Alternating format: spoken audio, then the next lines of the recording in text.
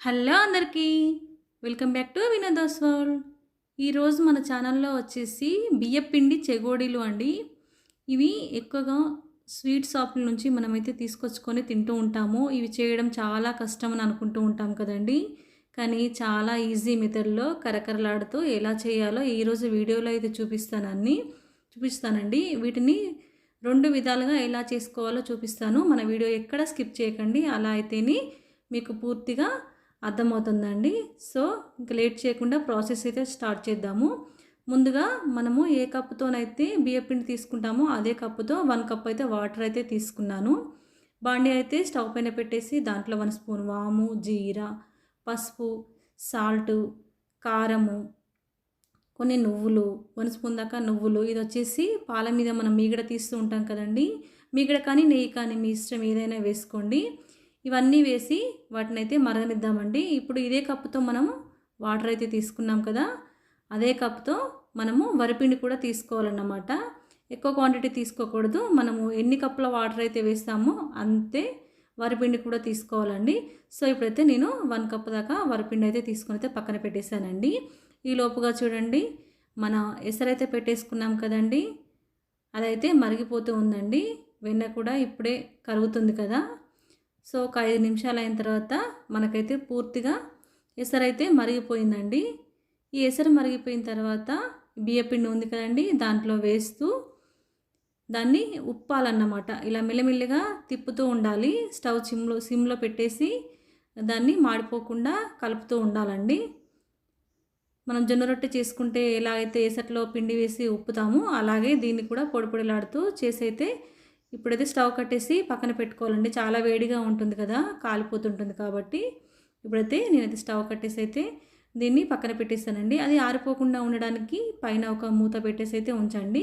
లేదు అనుకోండి అది పిండంతా బాగా పొడి పొడి అవుతుందన్నమాట. సో 5 నిమిషాల తర్వాత చూడండి మనకు ఈ మాదిరిగా అయిపోయింది కదా. ఇప్పుడైతే దీన్ని మనము వేరే బౌల్లోకి అయితే షిఫ్ట్ చేసుకోవాలండి. ఒక వెడల్పాటి బౌల్లో దాన్నంతా వేసేసుకున్న తర్వాత బాగా నొక్కుతూ కలపాలండి. లేదు అనుకోండి మనకు చెగోడీలు పర్ఫెక్ట్గా రావన్నమాట. మనకు చెగోడీలు పర్ఫెక్ట్గా రావాలంటే ఈ పిండి కలిపే పద్ధతిలోనే ఉంటుందండి. నాకైతే ఫస్ట్ టైం చేసినప్పుడైతే ఫెయిల్ అయిపోయిందండి. పిండి అంతా వేస్ట్ అయిపోయింది. అసలు చెగోడీలు ఆయిల్లో వేయగానే విడిపోవడం స్టార్ట్ అయ్యాయి. అదేంటా మిస్టేక్ అని చూస్తే నేను పర్ఫెక్ట్గా ఈ పిండి కలపలేదన్నమాట. మళ్ళీ నెక్స్ట్ టైం ట్రై చేశాను.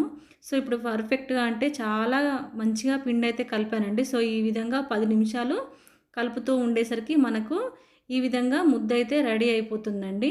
సో ఈ ముద్దను ఆరిపోనికుండా పైన మూతతో కవర్ చేసేయాలి. కొంచెం కొంచెంగా మనకు ఏ సైజులో కావాలితే ఆ సైజులో ఇలా పిండి అయితే తీసుకొని ఒక ప్లేట్ పైన ఆయిల్ రాసేసి దానిపైన నేను వీడియోలో చూపిస్తున్నట్టుగా చేయితో ఇలా అనాలన్నమాట. అలా అంటే మనకు చెగోడీల షేప్ అయితే ఆటోమేటిక్గా వస్తుంది చూడండి. ఆ 2 కొనలు ఉన్నాయి కదండీ! వాటిని పర్ఫెక్ట్‌గా ఇట్లా అతకనివ్వాలి. లేదు అనుకోండి ఆయిల్‌లో వేయగానే విడిపోతాయి. అయినా పర్లేదులెండి, విడిపోతే ఏమున్నది, చెగోడీలు అయితే అయిపోయాయి మనకు. సో ఫైనల్‌గా అన్నీ ఈ విధంగానే కొన్ని చేసుకోవాలి. నేను ఇంకొక ప్రాసెస్ అని చెప్పాను కదండీ! ఇంకొకటి వచ్చేసి కారపూస బిసితో చూస్తున్నారు కదా! ఇలా గరుకులు గరుకులుగా కూడా కొన్ని చేశానన్నమాట చెగోడీలు. అది ఎలా చేశాను అంటే సో చూడండి మాకు ఇలాంటి కారపూస బిస్ అయింది. దాంట్లో సింగిల్ ఒకటే ఉన్న హోల్ ఉన్న బిల్ అయితే వచ్చిందండి. దాంతో చూడండి నేను ఇలా ప్లేట్ పైన వేస్తుంటే ఇలా గరుకులు గరుకులుగా మాదిరిగా వస్తుందండి. మనకు షాప్‌లో కూడా సేమ్ ఇదే మాదిరిగా దొరుకుతాయి కదండీ! సో అది ఫస్ట్ అయితే ఒకటి విడిపోయింది. మళ్ళీ నెక్స్ట్ ట్రై చేశానండి. సో ఇది కూడా బాగానే వచ్చింది. ఇప్పుడు వీటన్నిటినైతే ఆయిల్‌లో వేసేసుకొని అయితే డీప్ ఫ్రై చేసేసుకోవడం అన్నమాట. సో ఆయిలు బాగా హీట్ అవ్వాలి. లేదు అనుకోండి అవి మనకు కరకరలాడుతూ రావన్నమాట. సో కొన్నైతే నేను ఇలా గరుకులు గరుకులుగా చేశాను. అలా కొన్ని గరుకులు గరుకులుగా చేసిన ఆయిల్‌లో వేస్తుంటే కొన్ని విడిపోయాయి, కొన్ని బాగానే వచ్చాయండి.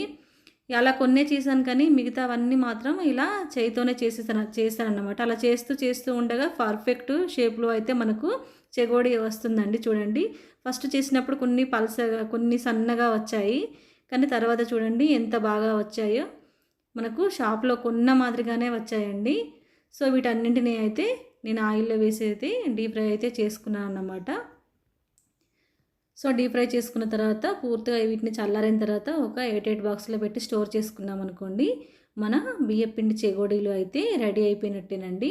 సో చూడండి, నేను వీడియోలో చూపిస్తున్నట్టుగా చేయితో నలిపితే మంచిగా నలిగిపోతున్నాయి అన్నమాట.